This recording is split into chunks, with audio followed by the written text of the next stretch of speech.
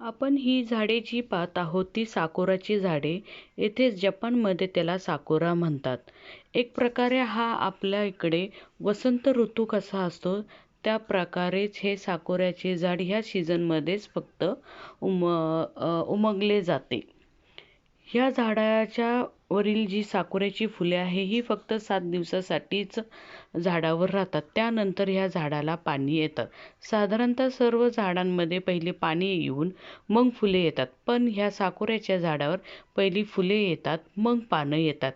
हे जापनीज लोक ह्या झाडाला खूप पवित्र मानतात. कारण ह्या साकुऱ्या झाडाचे आयुष्य फक्त फुलांचे आयुष्य हे फक्त 7 दिवसांचे असते.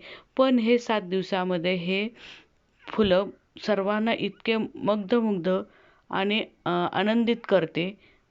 त्या प्रकारे हे लोकही समजतात की ह्या 7 दिवसामध्ये ही फुले जर सर्वांना एवढे छान आनंदित ठेवू शकते, तर आपण ह्या 7 दिवसाचा आनंदही अशा प्रकारे घेऊन वर्ष आपले छान घालवावे.